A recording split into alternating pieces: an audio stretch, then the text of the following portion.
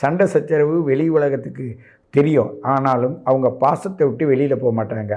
நான் அந்த அளவுக்கு எங்கெங்கே புண்ணியம் செஞ்சுருக்கேன், ஏன்னா எங்கெங்கே நான் எனக்கு ஏன் இப்படியெல்லாம் கஷ்டம் வருது, பாவம் பரிதாபம் இதெல்லாம் பார்த்து பார்த்து வாழ்க்கை நிறைய கஷ்டத்துக்கு ஆளாக்குறீங்க. அடுத்தது சதியை, அதாவது ஒருத்தவங்க என்ன தப்பு பண்ணாலும் உங்களுக்கு தெரிஞ்சு போயிடும். உங்களுக்கு இல்லையங்களே பாதகமாக மாறிடுவீங்க. உங்களுடைய கணவர் உங்களுக்கு பாதகாதிபதியாகவோ பிரச்சனை உடையவராக இருந்தாலும் கூட நீங்கள் சொல்கிற வார்த்தையை மீற மாட்டார்.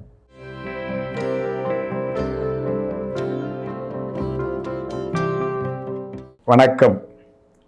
அன்பிலும் அறிவிலும் மகாலட்சுமி யோகத்தை பெறக்கூடிய நீங்கள், இந்த பூமியில் 2 பேர் பிறக்கிறவங்க புண்ணியவான்களாக இருப்பாங்க, புண்ணியவதிகளாக இருப்பாங்க. அவங்க யாருன்னு கேட்டால், அந்த ரிஷபராசி, ரிஷப லக்னம், ரிஷபத்தில் அந்த லக்னாதிபதி ராசியாதிபதி, அந்த லக்னாதிபதியோடைய நுட்பமான அந்த ஆரம்ப முனையின் நினைவு உள்ளவர்களாக இருந்தாலும் சரி, துலா ராசியில் உள்ளவர்களாக இருந்தாலும் சரி, இவர்கள் என்றும் புண்ணியவான்கள்.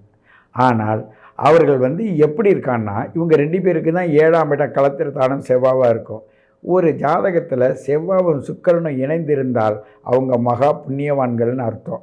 சிலருடைய ஜாதகத்தில் செவ்வாய் சுக்கிரன் இருக்கும்போது, என்ன போன ஜென்மத்தில் நீங்கள் உங்கள் காதலரை பிரிஞ்சிங்க, திரும்பி அதே காதலரை தான் நீங்கள் அடைஞ்சிருக்கீங்க. நான் சொல்லுவேன் ஆமான்னுவாங்க. ஏன்னு கேட்டால், சண்டை சச்சரவு வெளி உலகத்துக்கு தெரியும். ஆனாலும் அவங்க பாசத்தை விட்டு வெளியில் போக மாட்டாங்க.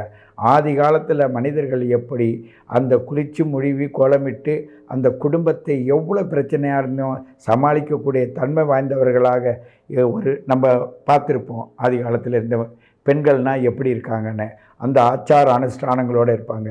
அப்படிப்பட்ட அமைப்பு உடையவர்கள் தான் இந்த துளாராசிக்காரர்கள்.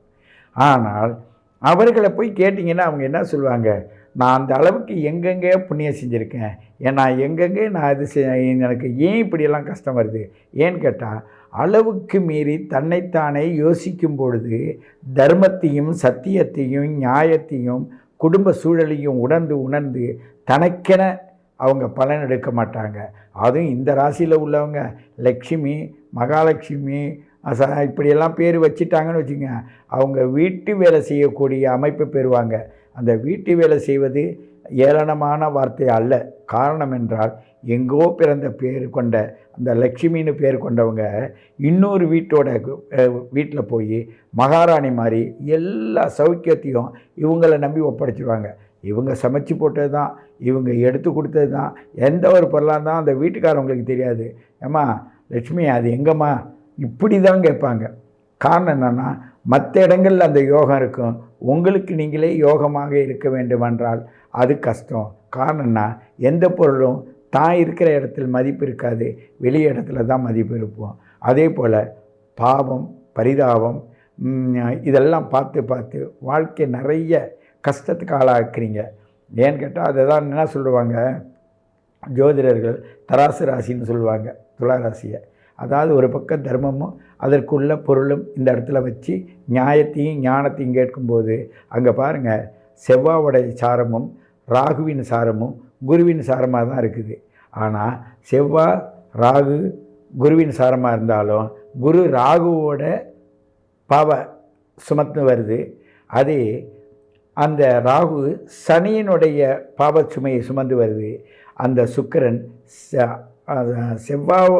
அந்த செவ்வாவின் சாரம் சுக்கிரனுடைய பாவ சுமையை சார்ந்து வருது. அந்த வீட்டுக்குடையவனுடைய பாவ சுமையை சார்ந்து வருவதனால் இந்த நியாயமும் ஞானமும் துளாராசி நேயர்களுக்கு ரொம்ப நெருக்கடியை தந்து, அடுத்தது சதியை, அதாவது ஒருத்தவங்க என்ன தப்பு பண்ணாலும் இவங்களுக்கு தெரிஞ்சு போயிடும். இவங்கள்ட்ட தப்பவே முடியாது. மறைச்சி வச்சுருந்தாலும் இவங்களுக்கு நியாயமும் ஞானமும் இவங்களை தூண்டி விட்டுக்கிட்டே இருக்கும். நீங்கள் மௌனமாக இருந்தாலும் எப்படியா இருந்தாலும் உங்களை பேச வச்சு உங்களுடைய வார்த்தையை வாங்கி நீ அருமையாக சொன்னேன்னு சொல்லிட்டு அவங்க போயிடுவாங்க. கடைசியில் மாற்றுறது நம்மள தான் இருக்கும். அவளுக்கு தெரியாதவளுக்கு ஏமா சொல்லி கொடுத்தேன்னு கேட்பாங்க. இல்லை ஏண்டா இது மாதிரிலாம் நீ செய்கிற அனுவாங்க. சம்பந்தம் இல்லை, நான் சொன்னது யதார்த்தமாக சொன்னேன்னு. உங்கள் லெவலுக்கு அது யதார்த்தம், அவங்க லெவலுக்கு அது போராட்டம்.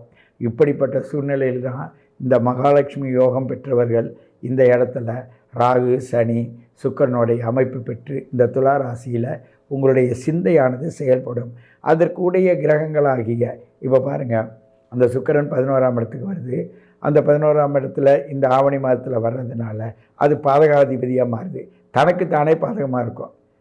சும்மா இருந்து இந்த யாருக்கிட்டையும் கொடுக்கக்கூடாது, யார்கிட்டையும் இனிமேல் நான் திருந்திட்டேன், நான் யார்கிட்டையும் வச்சிக்க மாட்டேன்னு சொன்னால் கூட உங்களுக்கு நீங்களே பாதகமாக மாறிடுவீங்க. மாற வச்சிரும்.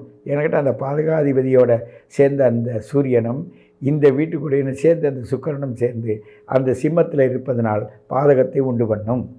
இதே 8ஆம் அதிபதியாக இருப்பதனால் நான் என்ன செஞ்சேன்னு தெரியலைங்க, நான் அனுபவிக்கிறேன்னு வாங்க. அப்படி தான் அந்த ராசிகளை இணைச்சி தான் இவங்க ப்ரோக்ராம் தராங்க. அதன்படி தான் நீங்களும் கேட்குறீங்க.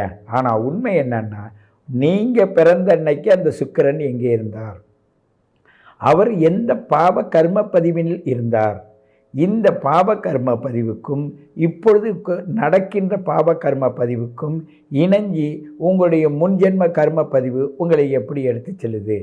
இதுக்குள்ளே ஞானத்தை தேடி போனீங்கன்னா சாதாரண மக்களுடைய போராட்டத்திற்கு நீங்கள் போக மாட்டீங்க. உங்களுக்குள்ளே சகல சக்திகளும், ஏன்னு கேட்டால் இந்த 7ஆம் இடம் அது எப்படிப்பட்டதுன்னா, மேஷத்துக்கு 7ஆம் இடம்.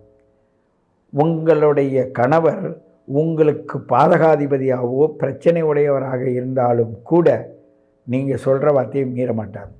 அதே மாதிரி உங்களுடைய கணவராக இருந்தாலும் சரி, மனைவியாக இருந்தாலும் சரி, உங்களுக்குள்ளே இருக்கிற அற்புதமான அன்பும் அறிவும் ஆற்றலும் மிக சிறப்பாக இருக்கும். நீங்கள் பொருளாதாரத்தில் கம்மியாக இருந்தால் அன்பிலும் அறிவிலும் உயர்ந்தவராக இருப்பீர்கள். அன்பு அறிவு நிறையா இருந்தால் பொருளாதாரம் கிடைப்பது கஷ்டம். பொருளாதாரமும் கிடைச்சி அன்பு அறிவும் இருந்து விட்டால் உங்களுடைய பயணத்தில் திடீரென்று நோயும் பிரச்சனையும் வம்பும் வழக்கும் போட்டியும் பொறாமையும் வரும். ஆகையினால் உங்களை நீங்கள் உணர்ந்து உங்களுடைய வாழ்க்கையை செயல்படுத்தினால் இந்த ஆவணி மாதம் சீரும் சிறப்புமாக இருக்கும் என்று சொல்லிக்கொண்டு உங்களை மீண்டும் சந்திக்கிறேன். உங்கள் சித்தயோகி பேரம்பலவாணன். நன்றி, வணக்கம்.